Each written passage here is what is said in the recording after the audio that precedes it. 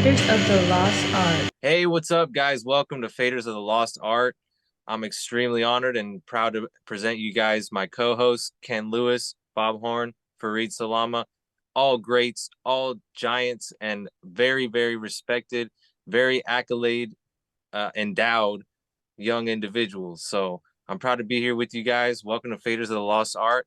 We're just hanging out, talking all things engineering, producing, all the way to songwriting, business, you name it. All things a go. Anything goes here, and let's get down to it. What's Let's up, guys? go. Yeah, Good to be here. Good to see you absolutely. guys.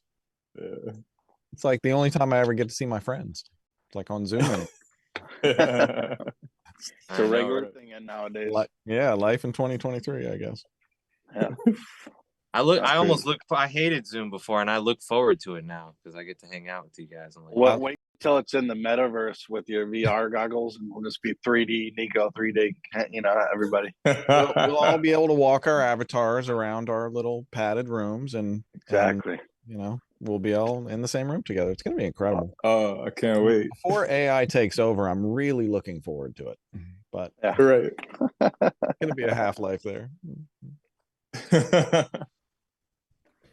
I saw. I think it was Diplo did a concert, and he had Eminem rapping Eminem rapping on one of his songs, and I was just thinking, like, well, obviously Eminem didn't have anything to do with that, approval or money or anything. So I saw that. Was it Yeah. AI written and AI performed? I believe so. Did it sound like Eminem? Sounded just like Eminem. So it's like that's got to be like laws we're all out of coming business. very soon. Like, I mean, obviously, right. That's like his likeness, right? Right. Yep. It's like he didn't give that permission. He didn't get his 500 grand feature fee or whatever. Sheesh. Well, you saw. Did you guys see Young Gravy's getting sued by Rick Astley for "Never Gonna Give You Up"? Like they cleared the instrumental portion of the sample, and had all the rights to use the instrumental portion, and then they Young Gravy and his camp recreated the voice portion of it and didn't tell Rick Astley's rights holders, and then put it out, and then it became some big fucking hit, and Rick Astley's people are like, well, nope. I mean, I would think that the price for that sample clearance would be radically different if they tried to clear the sample with the voice and that line. The publishing would be like multiple, if they would even clear it. So right. I think he's in for a rough case on that. But yeah, I think AI is going to spawn a bunch of new laws. I think after a bunch of lawsuits. I think AI is going to be able to spot a bunch of things that people sampled and were able to hide well before, and can't. Right. It's going to get a lot harder. I think it's going to spark creativity, which is good. It's going to kind of weed out a lot of the monotonous. It's going to make you push the envelope to, I think it's going to make a lot of people lazy.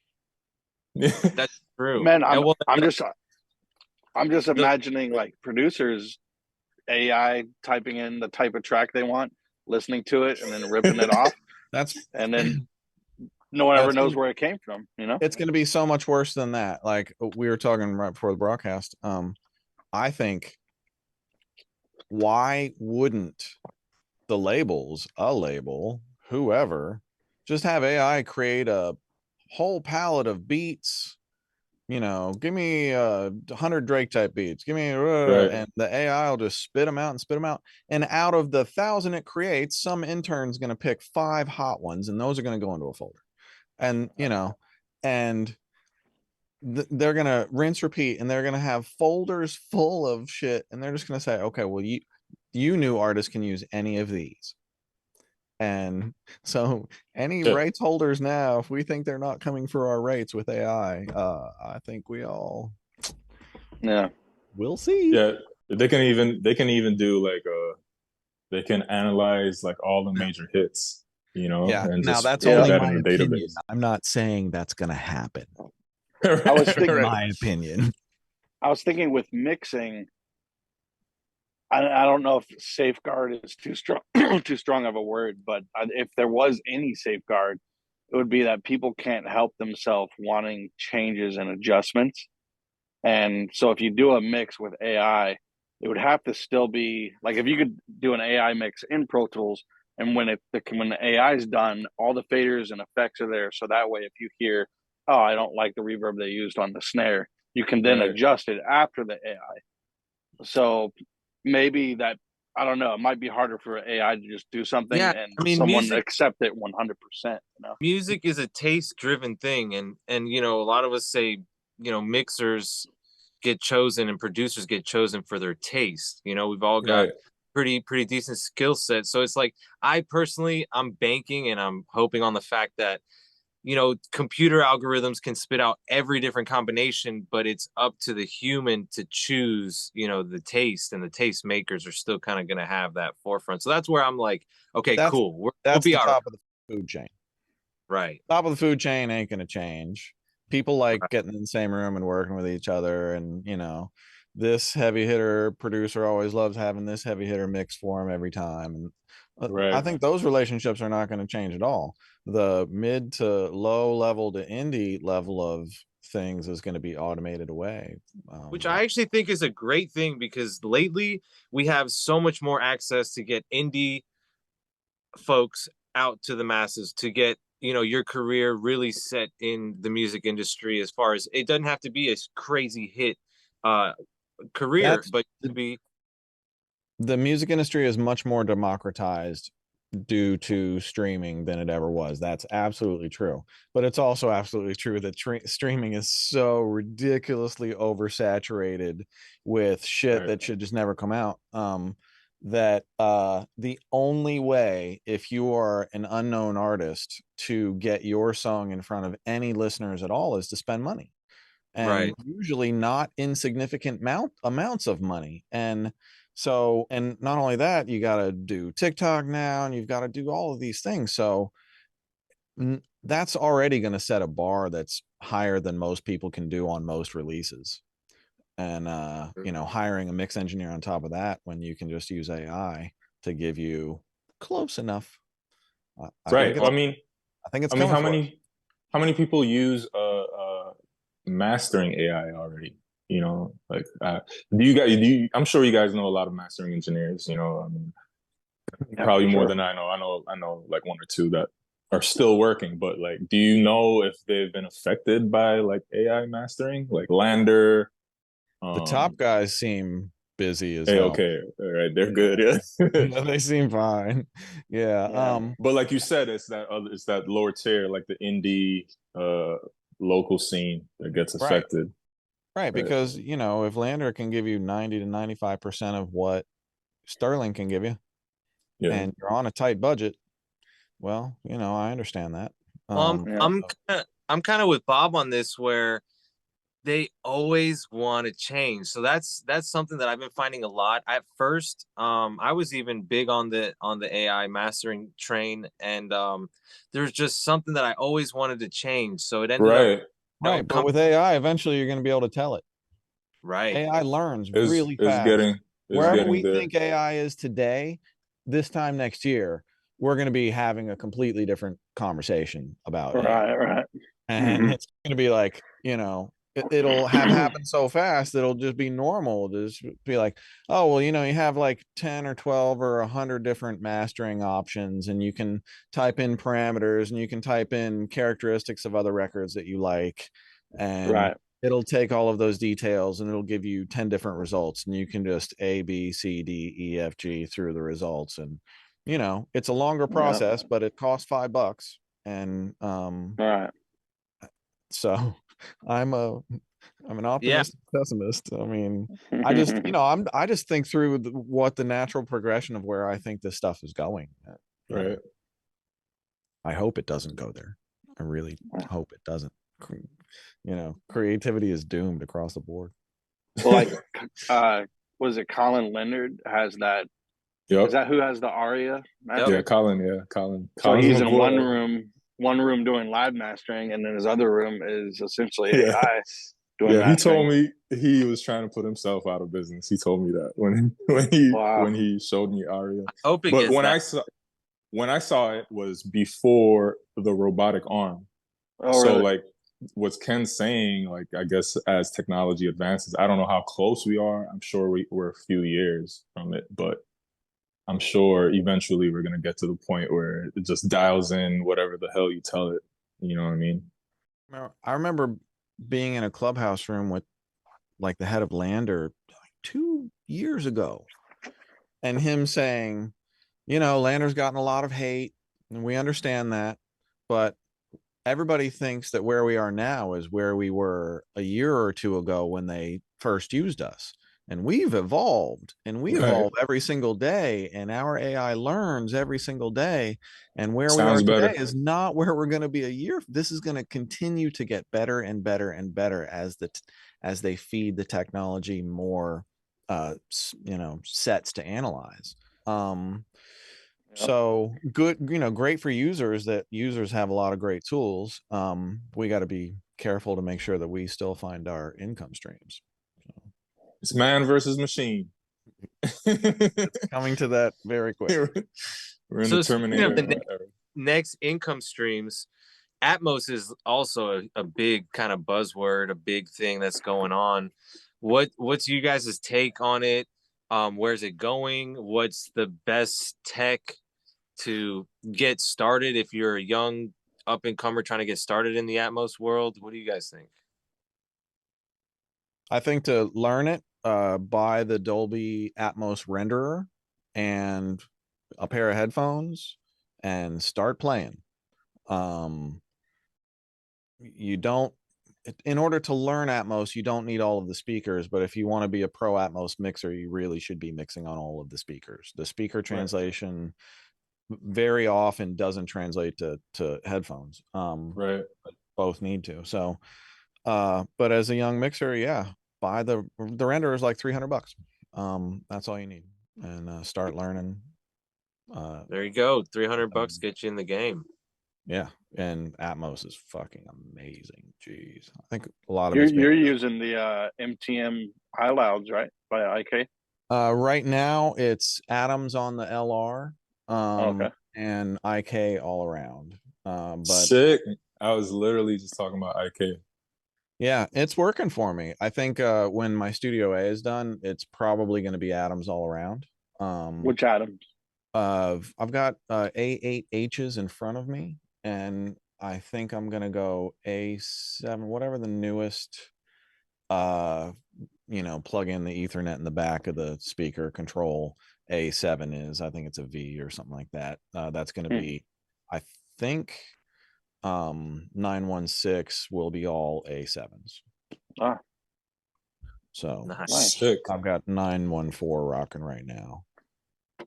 And it's really dialed in nicely. It's fucking a beautiful format. So What are you using for the sub? I've got a Atom Sub 10 Mark II. Fire. Shit carries the weight. Can I do 914 Augsburgers? Oh my God. Is that possible? Have you robbed a bank lately? Jeez. Now I would be more worried about the overhead ones falling on my head and killing me. Well, yeah, I'm just getting the plans back for my Studio A from the architect today, and that was we had to build a brand new ceiling because the one that was in that structure would not have held the weight of the ceiling I wanted to put in there. So sheesh, shit you learn along the way. Could you imagine the nightmare on soffit mounted Augsburger 914? Jesus. I can't imagine your room would have to be like 4 feet bigger all the way around. Yeah, it'd have to be like a gymnasium. Yeah. So crazy, man. So I got like several months ago, I got a Bluetooth transmitter, and I did my first Atmos mix basically in AirPods using out of my interface into the transmitter and then the transmitter to the headphones. So that was pretty cool. Rather than just and when I went into our Studio A where we used to have the Atmos set up, it's actually speakers. It was about 65-70% there, and then we had to tweak it a little bit. But Crazy. It was cool just to be able to do it on the AirPods, you know. Right, because the AirPods have spatial audio, right? Was that the Sennheiser box? Yeah, yeah. And was head Yeah. tracking enabled, or did you just have static? No, it was just static. Yeah. Yeah, I definitely don't think every aspect of what I was doing was correct, but I was just doing it to practice and learn the renderer and all that stuff, you know. These are the Apple Maxes. These are like I was just about to ask about them. Yeah. Yeah, they're How about you like 600 them? bucks. The bass is way overhyped on them. But spatial audio sounds really dope on it if you don't mind a little bit too much bass. And usually I'll check Atmos mixes on those. I'll do most of my headphone mixing on Atmos on regular headphones, usually my Odyssey LCD XCs. And then always check and make sure that they still sound good on the Maxes, and always make sure that the speakers are sounding exactly like the headphones. And if one beats the other, defer to headphones, but make sure it doesn't sound off on speakers. Right. Okay, cool. So it's more of a mix check to have, you know, the IK rig, but it's absolutely necessary portion of it. No, here's the problem. A lot of how Atmos creates its space is with phase. Right. And you hear the phase differently on headphones than you hear it on speakers.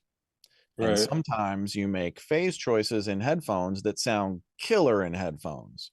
And then you hear that same choice in speakers and you're like, oh, this sounds so terrible right now.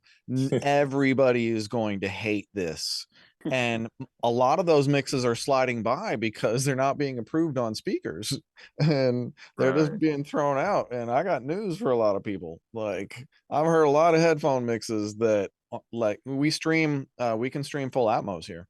I heard a lot of headphone mixes on the speakers that have huge, what I would call errors. Right. So, you know, word to the wise. You gotta at least find a room to check it in, or, you know, have an Atmos mastering guy that you can send it to and go like, I've taken it this far. Here, you take whatever amount of the mix fee and make sure that my mix sounds good on an actual rig.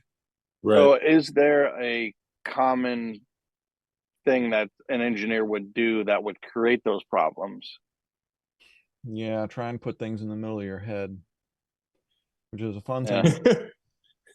It's a fun thing to do in headphones, but it's super dangerous to do in speakers, because it can get really loud and it can get really unsettling to the listener hearing on speakers.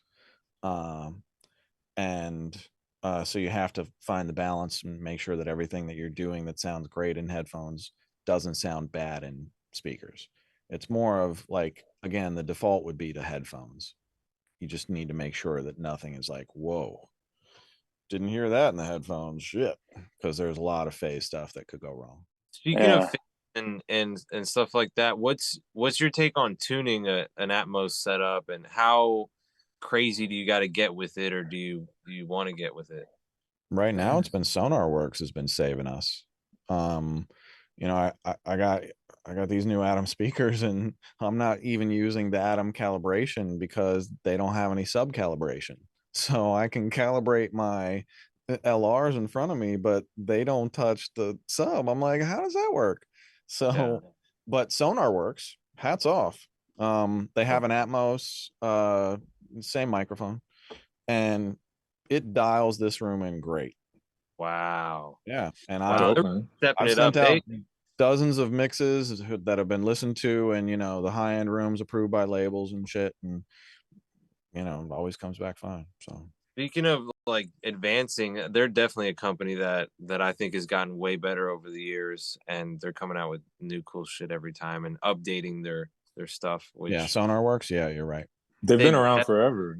Yeah, they have, and I used to not be a fan, and now I am.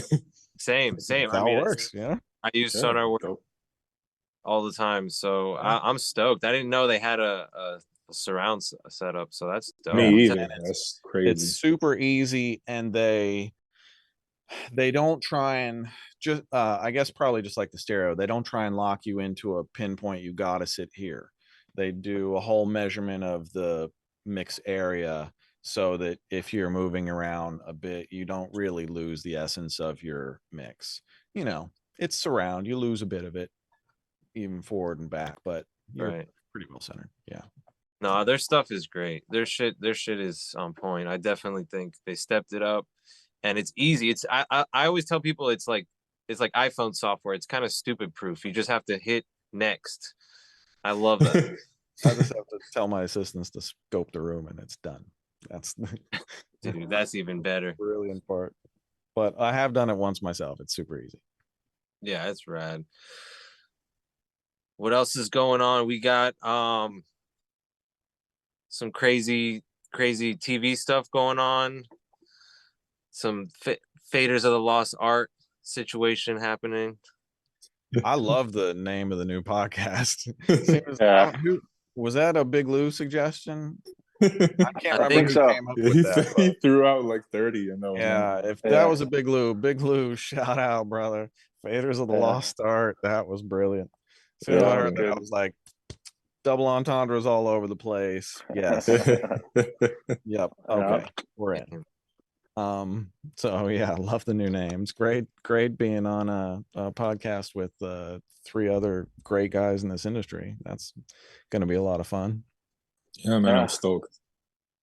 Yeah, dude, this would be super cool. Legends. Before we exit Atmos, does anybody know, is Pro Tools going to integrate their own renderer or the Dolby renderer into it like Logic did, so it's not a separate thing? Has anybody heard anything about that? Jonathan, do you know if Pro Tools is gonna integrate the renderer into Pro Tools like Logic did? I'm asking the Jedi. The tech arm of Atmos in this building. This is Atmos Studios, by the way. So the tech arm of Atmos Studios is Jonathan Garcia, the Jedi back here. Hey. What's up, Jonathan? He can. What was the tech question for? Is Pro Tools going to adopt the renderer the way Logic did, or not? Man, I mean, I hope so. Yeah. I know there's talks right now that the biggest thing is adapting 7.1.4, so we can actually have full bed within Pro Tools in the sense of our rear rear satellite channels. So explain what you mean. So 7.1. Pro Tools only does 7.1.2 in the bed right now. So, right. So if we were gonna go into the Pro Tools Dolby Atmos render panner, we would go. It's a 3D box, right? So if we want to put something up in the ceiling, we'll hear our sound go to our top speakers, and then if we put it in the rear of the box in the back, it'll stay in the top front speakers, even though we have our speakers here. That's so right. So that's only due to the fact that Pro Tools can only spit out the 12 channels. So if you're panning something or in a circle on the ceiling, it's not really going in a circle in that setup. Correct. You would have to turn it to an object. So the object is like a conversion of metadata, which is like it just sends the signal to the Dolby Atmos renderer via metadata, and now you have full control in a 360 sphere. And you'd be able to control that either with the Dolby Atmos Music Panner plugin. So an object can get everywhere currently with Pro Tools, but you're saying in the bed you can't pan to the rear ceiling speakers. Correct. There's not enough channels in the bed. Yeah, it's 7.1.2. 7.1.4 would, so the 2 are the front 2 of the cloud, and the 4 would be the back 2 of the cloud. So what do you guys think about people that do everything as objects? Well, anything wrong with that? They're the worst people in the entire. Those sons of bitches. Everything is objects. How do I used to work. No, we use everything. Are we allowed to talk about it? We use everything as objects. Okay. We've created objects. We've created object beds, and we route them to the beds. Like I said, sons of bitches. That's who uses objects. Right. So the beds. Go ahead. I'm sorry. So the beds are more beneficial for stemming down uh and summing down to lower channels. Like if you're gonna go to Pull up a chair, Jonathan Garcia, join us. Our Absolutely. first Welcome. guest. You're the new right. star of the show. Come on. Welcome, Jonathan Garcia. Nice to be here. And Pleasure to have you, man. So you were asking about Yeah, so what's the benefits of having the beds then if you can do it all objects? So the beds are basically so go ahead. actually the beds are made from objects. So Okay. what we did, you'll use like the Dolby Atmos. You could do it a few ways. I originally we had the Dolby Atmos panner, and this is like way back, like probably like over a year ago. We've been through some iterations of templates. And we would have, let's just make our own bed with a panner. So you'd have like the 12 mono auxes. Each sent to its own object. So object 1 will be like left channel, object 2 will be right channel, object 3 will be center, and we're panning them ourselves. So whenever we have all of our positions, other than LFE, because LFE you only have one of those, so you'll just have your own LFE aux, which is separate. So all of these are going to be 7.0.2. So after you get your 11 channels, you put them all in a folder or a summing bus like group, and then you send everything to that folder, that routing folder. Right. Now you're going to be able to pan within that folder, just like the logic, just like your regular 7.1.2 panner. Right. Now you can like move anything within that folder. So pretty dope. Right, that folder has to be a 7.12 channel, right? 7.02. 02. Okay, yeah, right, because the LFE is a separate aux. The LFE is the 0.1 for anybody who doesn't know. Right. That's all. So the 7 is the surround, LCR, sides and back. That's the 7 surround. The 9 fills in wide left and right. What are those called? Those are your wides. So that's the 9 is right in front of you between the LR and the sides. When you do that, do you move the sides back a little more? No. When you set that up? No. You kind of just it's kind of in between. I don't know the exact angles at the moment, but we can get them for you. So the sides are still exactly side to your ear. Yeah. Okay. And then you have the cloud. So a 4 you would have 2 in kind of LR up in front of you, and then 2 LR in the back, and a 6 puts 2 in between those. Got it. So 9, 1 is the LFE for anything. The LFE stands for low frequency effect. There you go. Not super usable in music mixing. You can, it's a sound. But usually I mix bass to taste on the LR, and then maybe feed a little bit into the LFE. Right. So super sick.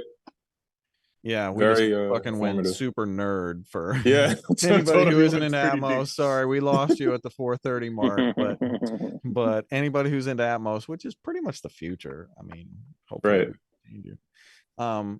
Yeah, let's talk about that. Like, I think like a lot of people, Atmos was going to be bigger, quicker, and I think the rollout has not been so sweet.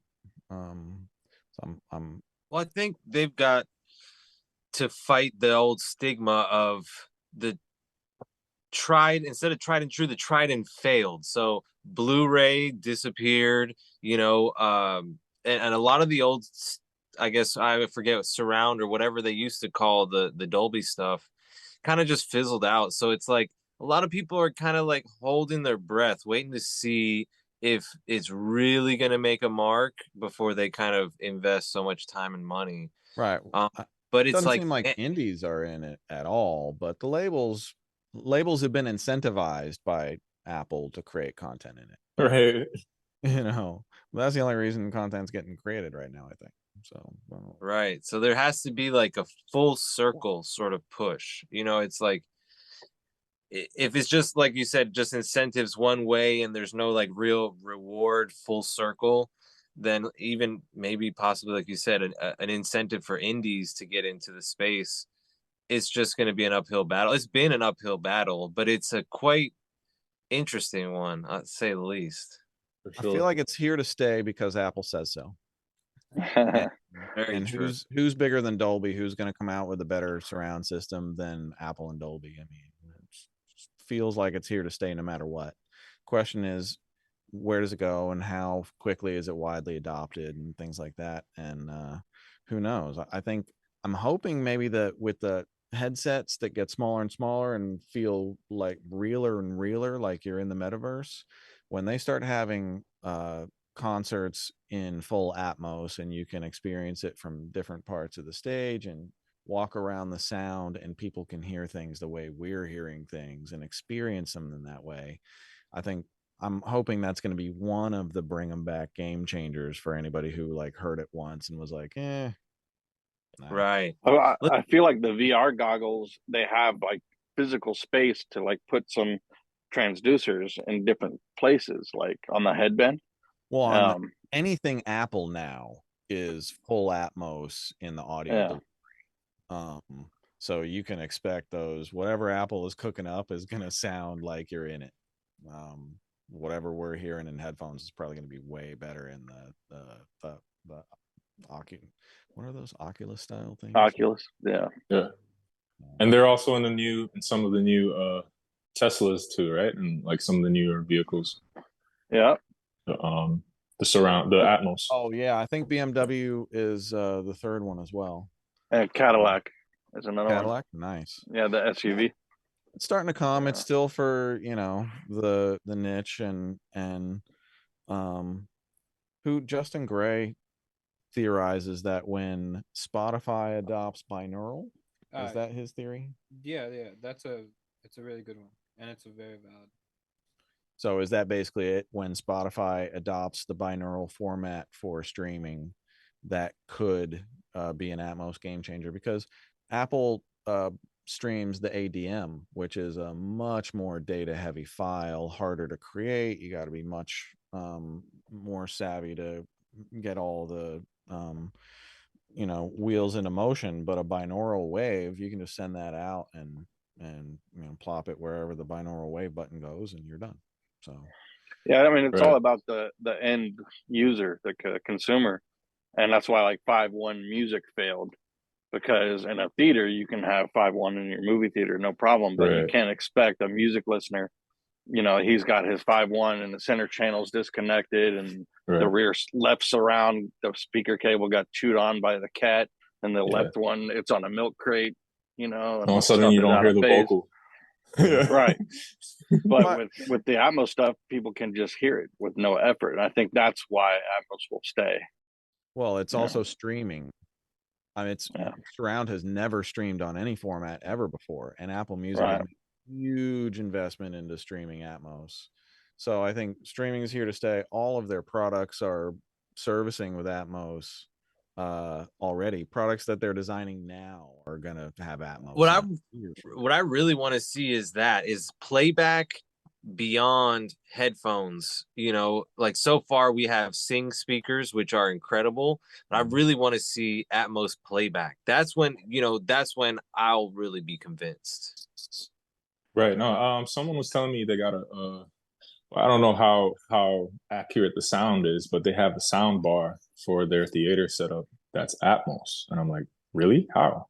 But yeah, I guess it just has, it's just a bar and it has the speakers on the top and the side. And is it the new Sonos is supposed to have some sort of Atmos in it. Sennheiser is creating their own surround format for sound bars that's supposed to be fucking good. So wow. I haven't heard it yet, but they're a bunch of geniuses over there, so it wouldn't surprise me. I mean, yeah, you're talking 30 plus speakers in that little bar, pointed in all sorts of directions. Phase relationships are ridiculous. So it seems to me like, I don't know if you guys agree, but it seems to me like the deliverables from what a mix engineer has to give in the future is steadily becoming more, like it's growing, right? Like, so because if Samsung, or like you said, Sennheiser develops their own platform, now that's a whole other set of deliverables, right? Like, The unless they do some kind of global format. the holy grail that labels think that they're headed towards, I believe, is being able to deliver one mix that services all formats. Right. But I don't know. Yeah. That's I don't think you can scale that up. That's something that guys like us have the talent to do. Right. And that I'm not even, that shit takes practice, and you really gotta focus on, like, okay, my Atmos mix also has to work as a complete stereo fold down. If this is the only mix that goes out, Right. the first thing that people hear, it's got to sound great. Boom. It's almost like hand in hand with the AI thing, where it's like that's going to come when AI can give you a solid mix when you give it stems. So having the stem, then you be can able to turn give it. it choices, styles, Oh, and trust me. spit out, what about this? How does this feel?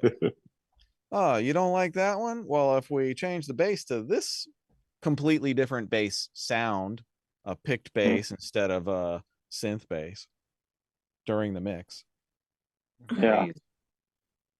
Crazy. So when that day comes, then they'll get their one format fits all for the for the labels and stuff. So the AI can figure that shit out, but right. That's are you guys doing one mix right now that folds down to stereo, or you do separate stereo, like a separate stereo mix and then separate Atmos? Right, makes sense. Stereo first. Yeah. Stereo first, and then keep everything on the mix bus, and then print stems out, and then go to Atmos. Smart. Usually translates the energy of your stereo capture translates better. So you end up with like 10 to 20 stems, pull them into a new Pro Tool session, and then do the Atmos? Yeah, it depends on how many stems you want. Right. More stems, more control, but sometimes your balances in a certain way work really well as a stereo group, and you want to keep them that way. So it's just decision making. Right. Whereas, like, a lot of times I'll generate stems for licensing in the sync world.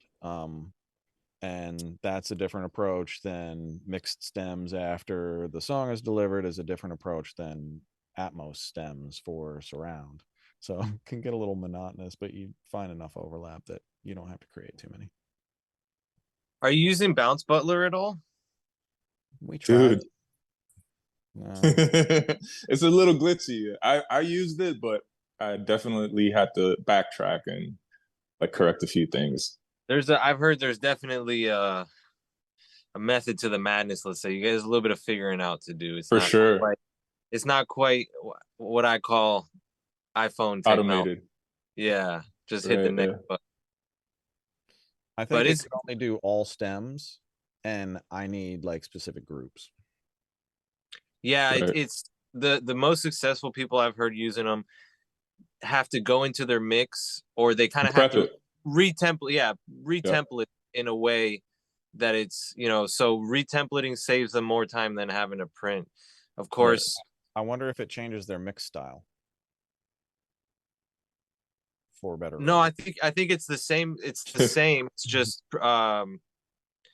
you're kind of making a step that the program doesn't know how to do, right? So like you said, it only knows how to do all, like print all type of thing. So you kind of just have to re-aux it in a way that it, or you gotta like write new scripts. Yeah, or I think it's there's a script for it that you can mute and make inactive and stuff like that. So you just kind of, it depends. Right, it depends on how you have your session routed. So like if you have like auxes routed and stuff, like, because I know it solos each track pretty much, bounces, closes, opens, and does it like that. So I think, as long as you solo safe your auxes and like, mute anything that's supposed to be muted, I guess Yeah, I don't You know if know? it's changed, but like a year ago, Bounce Butler, like you have your session, you solo the kick, save as, solo the snare, save as, Right. solo the Yep, that's hi-hats. it. That's it. And Yeah, it's a then million save asses, dude. Dude, yeah, and then you I just would hate grab that. all those sessions, put them in the Bounce Butler, and it opens and bounces them. So you So just got I to don't make know sure which you're one yeah. God was bless you. faster. That's Yeah, I don't know which one was faster, honestly, because so I literally just went through. I had to print some stems for a project that unfortunately I wasn't doing the Atmos for, but you know, hats off to the Atmos mixer. then it might. And yeah, I had to print a bunch of stems for it. And the first go around, I used Bounce Butler. Like I said, I had a bunch of errors and stuff, and I would have to do that save as for each track and name it, you know. But this time, the computer had upgraded RAM. So if you, I don't know, it depends on your offline bounce speed. You know what I mean? Like if you got a really good offline bounce speed, you know, you might not need Bounce Butler because I blew through the stems like that, you know. Right. I was So I have surprised. my assistant got a hold of a I got script Bounce that Butler right here. Hey, yeah, there you yo. go. Yeah, In buddy. the flesh. We have a script where you just put the stems you want in folders, and then the name of the folder becomes the name of your stem, and you have it in one session, and then just run the Apple script, and it goes and it makes a bounce of every folder you created or an individual track. So either folders if you have groups of stuff, or if it's just like a single bass, just that one track, and then you just hide all your auxes and masters so it doesn't bounce those, and you just run one script with one session, and it does all those. So Oh, that sounds anybody, smart. Yeah, that's pretty raw. yeah, I can send you that script. Sick, Tight. man. Yeah, I heard a Send us a script. Batch Commander from Slate. I think they started coming out with scripts too, but Yeah, I yeah. tried There's it. I also don't know if it's one with updated. also one with SoundFlow, but it's a paid one like Bounce Butler. Andrew Shep's bounce stem bouncing. I haven't checked that one out, but it's a service you got to pay for, subscribe to. Nice, nice, nice.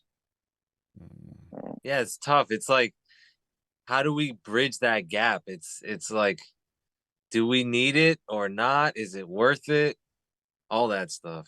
You know, it's only the songs that you don't print stems on or that you underprint, you group too many Comes things back to together bite that you they in the go ass. back 3 Yeah. years later and go, you know, we really need this stemmed out for a movie. Right. You know, it's better to just put a little bit of work in up front and get it done, or hire a great assistant. Exactly. That's great work. Shout out to great assistants. For sure. Yeah, for sure. So everybody working on anything really good? Like that you can talk about? Yeah, I've been mixing the Pope Jr. stuff. His new project is pretty dope, man. Super dope. Like the production, and I really like his recording style. I think he records himself, which is super dope. But yeah, I've been working on that and just, you know, some indie mixes. You said Pope Jr.? Pope Jr., yeah. Okay. He's one of Lou's artists. Yeah, he's really dope. Yeah, he's good. In my opinion, I think he's the best self-recorded artist. I've never heard an artist record themselves and get such a good sound. Super clean. Yeah, he has so clean. It's really clean. His comps are really good. Like that boy can. You'd think he's an engineer. He's so good. Yeah, I barely do like to his vocals. I barely got to do much, you know. And then he sends all the track outs. He gets every track out to all the songs, so that's pretty good. Yeah. That's one thing. Are a lot of people sending MP3s these days? I feel like I haven't had a lot of MP3s these days. It's like somebody finally got the memo out that it's like we're not doing that anymore. No, I've been sending waves. Waves. Yeah. Nice. I send 32-bit float 48K waves. Same. Nobody has once said I can't play it on my phone. Everybody can play it. So right. You know what sucks though? Isn't Spotify and all the DSPs, don't they require 24-bit? Right? Yeah, I mean, obviously it has to be knocked down when it's. I just mean for like mix approval with their client, but yeah, you got to do all your different versions, dither, and all that stuff. I hate that. I wish they, I think, you know, catch I think up to the DistroKid curve. takes $24.96 now. Oh yeah, We well, need. I know Tidal too, right? Like the hi-fi. Right. Some of them offer hi-fi Right. You have streaming. to pay extra in order for your song to be listed on the hi-fi services. But you know, if you Oh, care about that stuff, it's not that much more. They make it super easy. They do the dither down from 96 to 44.1. And so you That's can cool. straight upload a 2496 and be done. So we need. would Oh, you sorry, guys go ahead. just like, let's say you had a 48 session, if you're turning in the master, would you just bounce it in 96 or would you do the mastering in 96? I print finals at either 2496 or 3296, and then I print. So those are like my 4 mastering and 4 archival, and then I'll usually print whatever the sample rate of the session is and the bit rate of the session for all the TV track, instrumental, acapella, mixed stems, and Right. So, if you're in, like, let's say you're in a 44.1 session, you did your mix in the box, and you're bouncing it. If you bounce at 88.2 or 96, it's not really that. When you give it to a mastering engineer, if they have like Wave Lab, they'll be able to see it truncate on the high end. And it can actually get flagged, like Sony Europe flagged a mix of a friend of mine because of that, because it looked like it was an MP3. It was just truncated on the high end. Crazy. So Gotta do a safe upsampling, copy, you know. you need basically a sampling that is 96. So if you had, like, I have my second rig, if I go out of my computer on a 44.1 session and sample into an interface at 96, then it is actually 96 or 88.2. right. You know, so it has to You be a couldn't new sampling. you couldn't do you couldn't like save the session as a new session and like upsample it from there. If you did that, if you converted your whole session up to 88.296 and then did a bounce, that Right. bounce would be true 96. Got it. But the audio files themselves Won't. They'll the be stems in track out, right. they won't be. Does the oversampling create frequencies up in those ranges?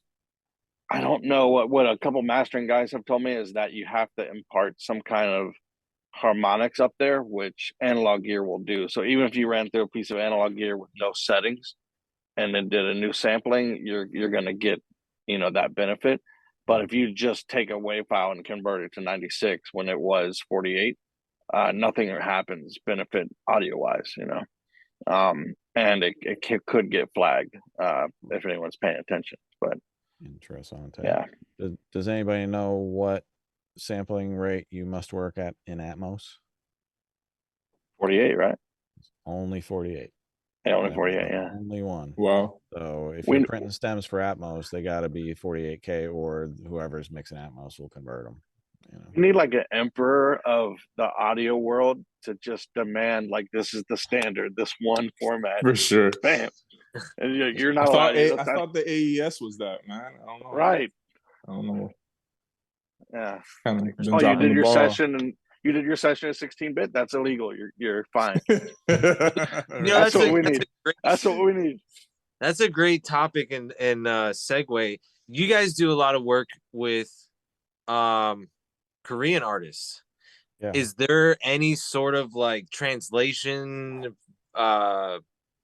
I don't know, sort of translation funniness, or I mean, I feel like most people work on American standards to begin with.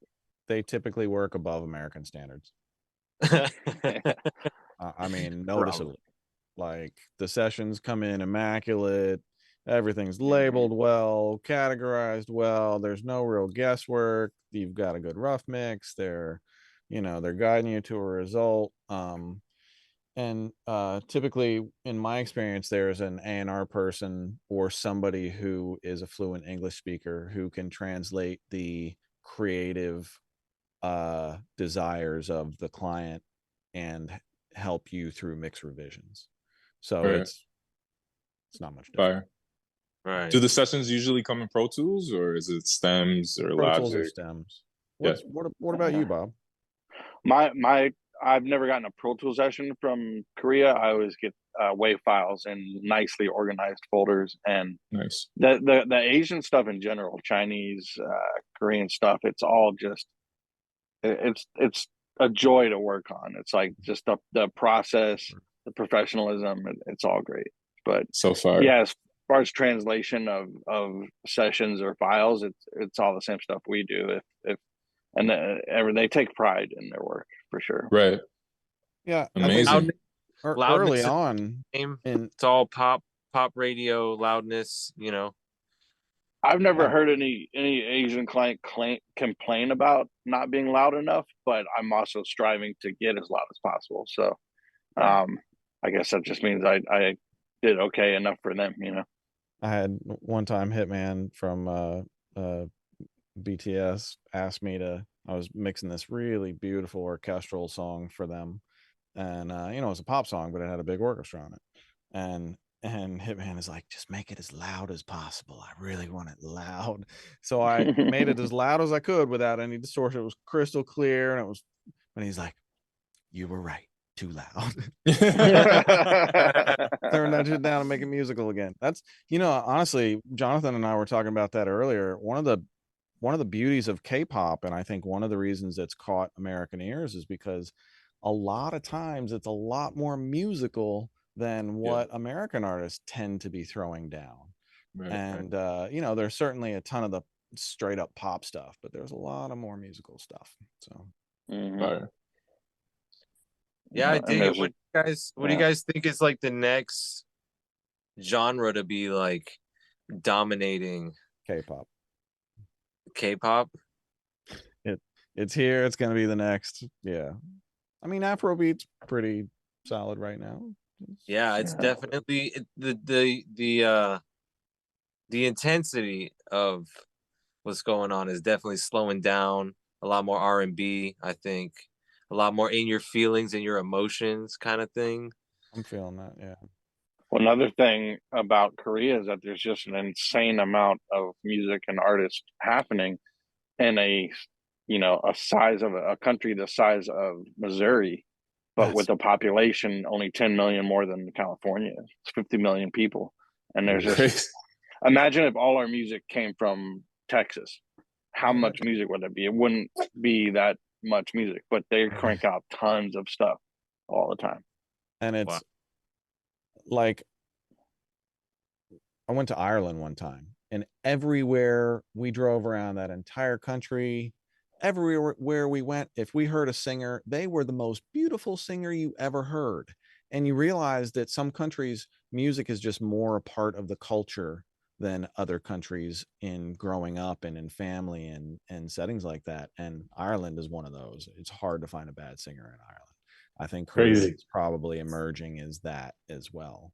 And you know, and now I mean, the dominance in GDP that K-pop has for Korea is impressive. Yeah, and the fan support is like better than old school US, like back in the 90s, 80s. Like people will wait outside a music store to get the new thing. They still make CDs with album artwork, you know, just, and they don't even listen to that. They listen to streaming, but they still buy the CD, you know. Yeah, for those that don't know, I'm going to show you what BTS does and has always done. So this is the Proof anthology that came out last year. I just picked this up last week. This is the kind of packaging these fucking guys do. Yeah, and they pay for it. Shit. Like they will pay for it. The fans the fans are like diehard. It's awesome. It's like you want that for America, but what? These are all like picture books. There's 3 CDs, 5 CDs, something like that. There's a bunch of picture books. There's a poster. There's lyric books. Yeah, let's just show you guys one of these. And they're probably like super high gloss pictures, right? Always done this from the very first album before anybody knew who they were. This is the kind of that they do with and then they get into, you know, it's different moods, and some of them are like lyric books and things like that. They do so many fan-centric things that we as Americans never see artists here do. And then we wonder why K-pop is dominant. Right.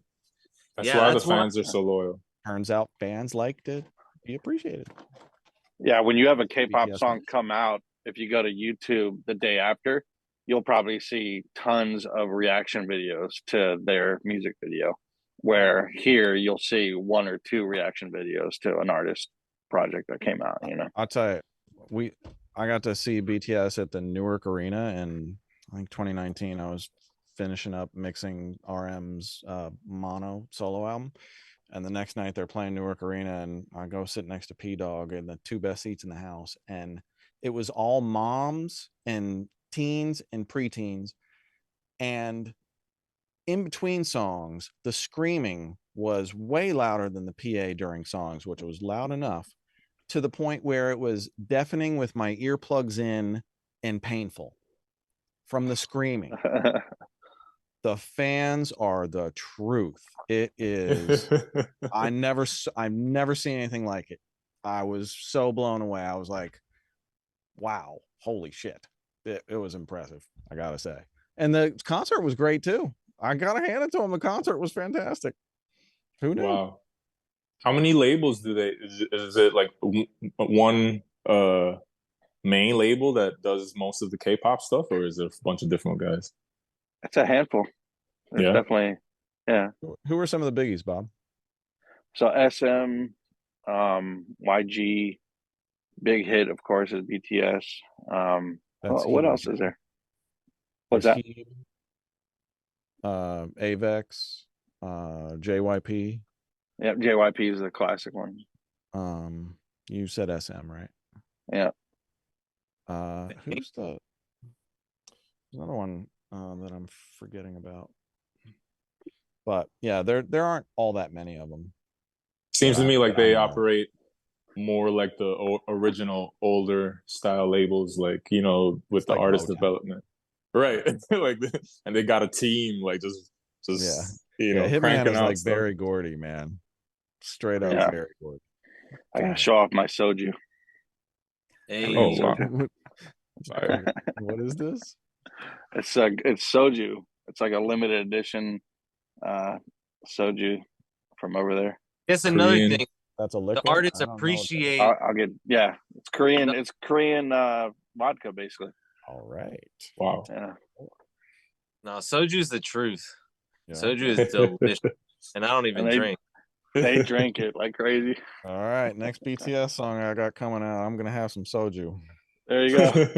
They got like all sorts of flavored, you know, not like gross kind of like Smirnoff vodka flavor. It's like actual, you know, peach soju or strawberry or whatever, you know, your grape flavor is. And it's fire. I'm not gonna lie. It's brown. Crazy. Like I've never seen brown vodka. Burns going down then, huh? Okay. No, it's clear. It's clear. Oh, it's clear. That's the bottle. Got it. Yeah, soju's the real deal. It's not vodka. It's just their version of like what I would say is vodka. It's because it's a clear liquor, but it tastes completely different than vodka. It's like their sake. It's like their version of sake, kind of. Exactly. There you go. Yeah, you know what the base is? What it's made from? Rice, nope. I think. Yeah, probably. I think it's a rice base. I'm gonna have to try that. Yeah, let's get twisted. No, I'm just kidding. I don't. You know, everybody has their days. Yeah. So, what else? I'm working on some country stuff. I think country's actually bubbling up. Somebody recently told me guitar sales are up. Guitars in pop music is up like 80%. I'm hearing that a lot. Guitars are everywhere. I love it. I like the sound of that. So like we were saying earlier, musicality. So I'm glad that's coming back. Yeah, real quick before we leave the Korea stuff, you know, Bob's got a bottle of soju. You got, you know, your box set and stuff like that. That's one thing that I really wish artists here in America would do more, is like kind of appreciate your collaborators and, you know, little gifts or little like send them a t-shirt or merch or whatever. You know, that's like something that it's a lost art. That's one of those. There's also a mentality like any of that stuff that we would do here, we would commercialize it and try to get the bucks out of it. The heart isn't there, like in that of the American people about music. It's more of a consumption. It's a consumption of like, oh, I want some music right now. Who do I like? I like Drake. Put it on. I like Rihanna. Put it on. You know. But over there in Korea, there's more heart and love for the artists themselves. Like the Korean people that are BTS fans, they actually love BTS. They call them the BTS army, and all the groups are like that. It's like I have a person I talk to on IG a lot, and they'll send me pictures of one of the girls out of what's that other group, that 4-girl group. Why is my mind blanking? But anyways, like he's like, oh, I love this girl. She's so cool and so nice and so pretty. And it's like they love them like people used to love music in America. Individually, right? Like Yeah, boys. they're actual Amazing. fans. Like the word fan, the definition of fan in America has definitely changed in the last 2 decades. Yeah, I think most young artists' idea of what a fan is somebody who clicks on your thing one time. That's not a fan. That's a drive-by. That's you know, heard you once, probably never ever gonna hear you again. Don't remember your name. You know, a fan is somebody that you build over time, who you keep coming back to, who sees you again and again, who you give reasons to like you, For sure. and you know, that's kind of a lost art as well. But the successful ones do it. And you know, you see like the, you know, like NF would be a perfect example of somebody like that who just himself, but is super fan driven. And you know, he could never put out another major label record ever again, and he could sell out arenas the rest of his life because he's built a real loyal fan base who loves him and what he does. Like Russ too. Russ is the same way. Russ, I think touring is key. Can be, but doesn't have to be, like you were saying about 21 Savage. 21 Savage. Oh yeah, I saw that. Hey, you know what's good? Yeah, he's just like, I don't tour. He's like, I make all everything off recording. Right. I think because his percentages or his deal is worked out like that. It's pretty sweet. I'm not sure, but yeah. All right, let's go over some things. This is a great topic. Let's go over some things that new artists should be focusing on. Right? Like whether it be TikTok. Touring, whether it be what's that? TikTok. Hate to say it. I know. That's always number one, dude. It's crazy. Well, number one is trying to ban it? Make great music. Everybody skips number one. True. Right. But you need the make, and great music doesn't have to be intricate music. It just has to be something that connects instantly with the listener hearing it, and that they want to hear it again. And that could be an acoustic guitar vocal, that could be a cappella, that could be a full orchestra. But you know, make something great, and then understand that TikTok is where new artists are found now by everybody, including labels and fans and everybody else. All right, let's go even deeper. Let's say we have a male hip hop artist that's like kind of shy, kind of too cool for school, but obviously, you know, cool cat. He's like, man, what am I going to do on TikTok? Right. Let's try and come up with some ideas for somebody like that. You know what I mean? It's like, oh, what am I going to do? A dance? I don't dance, but you know what I mean? So it's like, how can we help these young artists kind of like create a new avenue? Well, you know? I think if they are innovative, right, they'd reach out to, or you know, you got to build a team, right? I mean, you can try to do everything yourself, but that's hard, right? You know, a team is more efficient. And you know, if you build a team, you got somebody who scouts, like, you know, teens or kids that would do a video for your song if you don't want to do it per se for you, you know, and then try to make something go viral. Or, you know, I think basically what these labels do on the low, you know, they kind of like try to like, you know, incite something to go viral. You know what I mean? Well, yeah, there's a ton. Actually, there's a ton. You sparked a great concept that I've had in mind. There's a ton of cross marketing, or, you know, let's say it costs this X popular amount of dancer this much money to make a dance for you, and this humongous 15 million follower dancer costs this much money to make a little video for your music or whatever. And then there's cross promotion in between all that on helping each other out. Exactly. But again, you start with like $100. You can get somebody for $100 to make you a little dance for your video. So that's one solid. I think my best suggestion for TikTok is be the most authentic version of you. And other people, there are other people like everybody in the world. Find your flock. If you're weird, be your strain of weird, and let people know, like, hey, this is who I am and this is my music. I think generally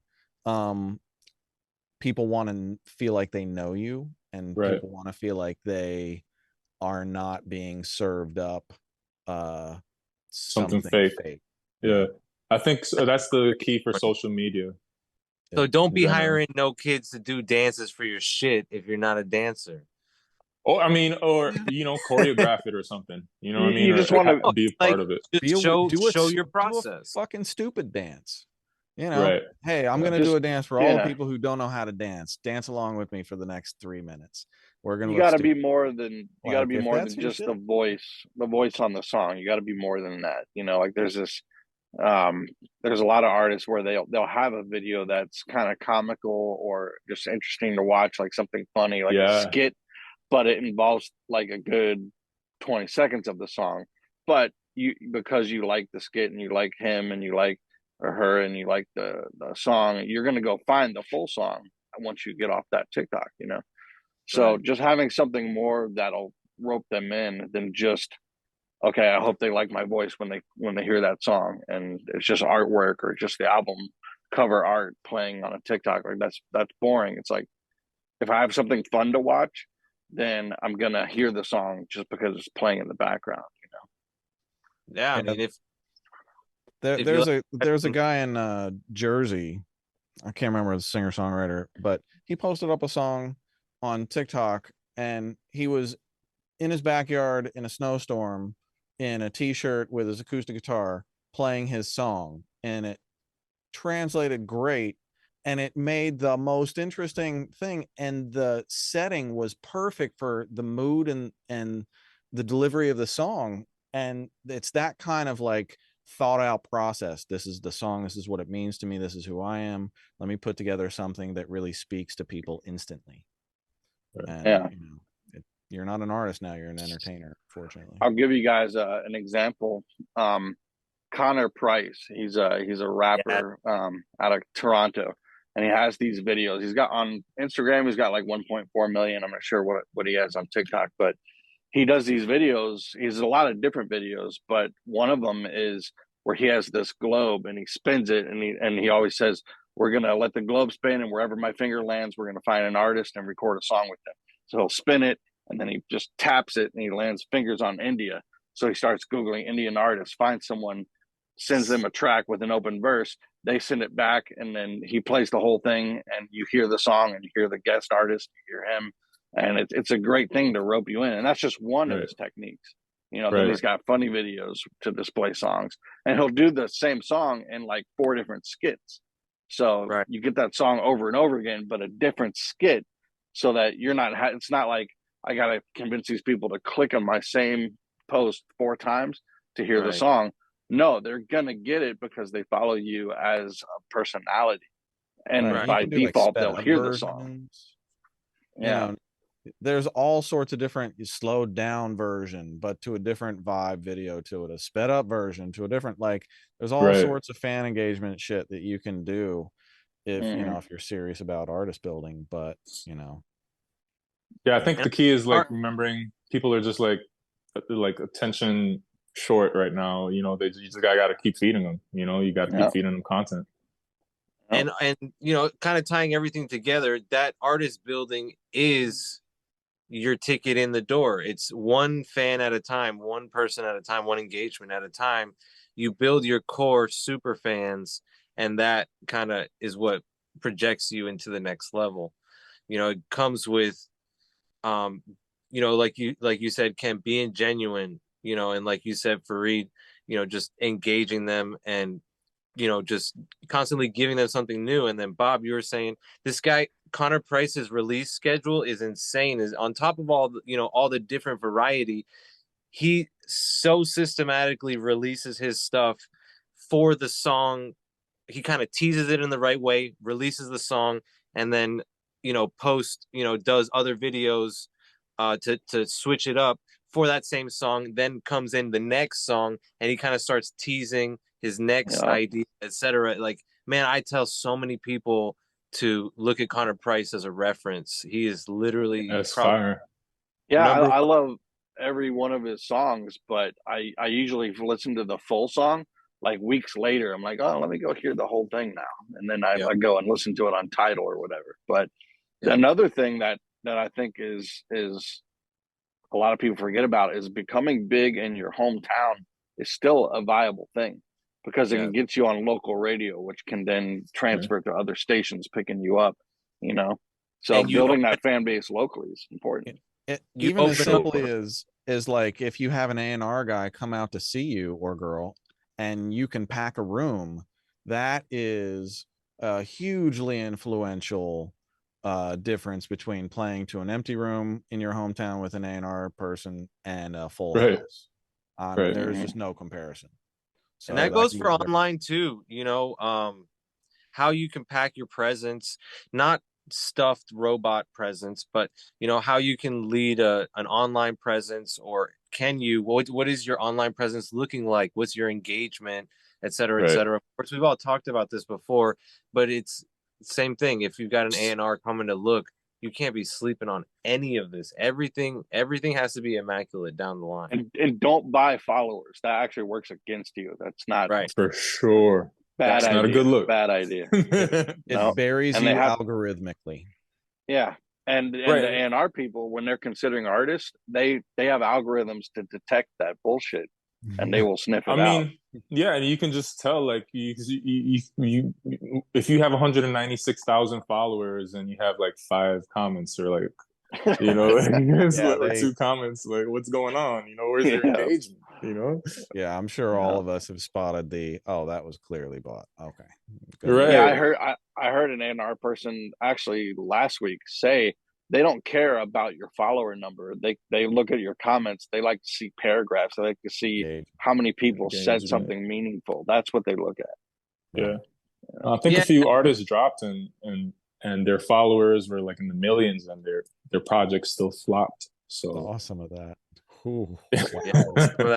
Going on too. Another artist like Connor Price is a niece, and he happened to have a very catchy, very good, very well written love song just a couple weeks before Valentine's Day last year. And I think it's called Sun and Moon. And man, it was on every single story feed or whatever. And from you, it literally was kind of overnight. You could see the growth. It was absolutely insane. Of course, he's an amazingly talented person. So is Connor Price, but the marketing and the timing, like, a lot of people are like, oh, we're going to do a summer jam. I can't, you know, how many times have we heard that? We're going to do a summer jam. So that's the concept, sure, but you really have to be thoughtful about that, and the story has to really actually be worth a shit. And like Ken keeps saying, you got to be genuine. You know, you really got to, you know, bring your speaking whatever, of you being an artist, I'm an artist now. I don't know if you guys know that. Whoa. I have a group called Obscene Stealers, and Obscene Stealers are me and Michael Moss, the movie trailer boss, and we make music that is epic AF, and it's basically something cinematic smashed with something I do. And crazy. It's been fucking fun as hell, and we're cranking out great songs, doing okay at streaming. We just put out our 4th single in January, and we're at like 40,000 streams in 2 weeks. Oh, sick, man. Yeah, all not, we're paying a playlister to work it, but we're not doing any black hat shit. And the bottom line is, you can't get on playlist worth a shit if you don't have a song worth being on. And even if you do, you're going to get algorithmically buried if you don't belong there. So you better be swinging for the fences with the songs, which I think we are. But then you have to put some money behind it. I was talking about this the last mixing night broadcast. So we have 4 songs out on Spotify. We didn't spend money on one of those 4. We put that song out like 2 or 3 months ago. it is the only one with less than 1,000 spins. All the other ones that we put not even very much money at all into are in the tens of thousands. But that one, nobody heard. Was it the first one? No, it was the third one. Okay. I thought, after a few weeks we'd hit 1,000 spins, and you're on these playlists, but really you get very little early spillover from being on a playlist into getting fans coming back. But that builds. Like, we're up to like 750 followers on Spotify now, and that's as an artist, that's the one you want to build, the followers. Right. Those are people who, is it like Release Radar that comes up that you get fed? I don't know what it is, right? But like, that's the people who actually give a shit about you, who can see your content when new stuff comes out, and who are engaged with you. So, those are the types of things that new artists should be. So what's your role in this group? Vocals, guitar, what? Well, I'm half of the what the hell are we going to create today team. So it's basically like me and Michael are, the musical creators, and then we'll usually collaborate with somebody, and either I'll like take a song that I've written with somebody, or collaborate with another artist and have them write a song to one of our musical tracks, and then just smash it together and see what the fuck happens. And we do that enough times, and we've really got some amazing shit happening. So I think our next song is going to be bananas, and the one after that is fire too. So we're going to have a pretty good run. But we're, the funny thing is, we're not targeting TikTok, we're targeting sync. So right, sick. Yeah, but me and Michael that's both another avenue. do well at sync. Yeah, it's a tough nut to crack, but if you really put in the time, you can get into sync circles. And we're ignoring TikTok. I don't give a shit about TikTok, and we're gonna do real well in sync. So, it's kind of risky, TikTok, right now, with the talks of them banning it. I mean, you don't think they'll ever ban it, huh? Nah. Too much. Yeah. If anything, that's ad revenues being taken away from Instagram and Facebook and Google and everything like that. It's too much. It'll affect the industry crazy. They're just gonna shoot those balloons down. That's all they're worried about. They're gonna keep the app. Look, guys, I gotta run because I gotta go grab my son for soccer. I'm sorry. Like, I want to stay. Right time, man. What a great segue. What a great show, guys. I really appreciate you guys pulling up. Appreciate sharing the knowledge. It's been dope. Likewise. Yeah, this is just the first episode, and the knowledge was immense. Like, so let's super all stoked. do it next week. Yeah, let's do it, man. Forward to it. All right. All right. Awesome. Thank you for joining us on Faders of the Lost Art. We appreciate you guys very much. Featuring Ken Lewis, the legend, Bob Horn himself, Fareed, Salamah, and myself, Nico Hamui. Nico the GOAT. Appreciate you guys for tuning in. We'll catch you next week. Don't forget to share, comment, like, and subscribe. And see you next time on Faders of the Lost Art.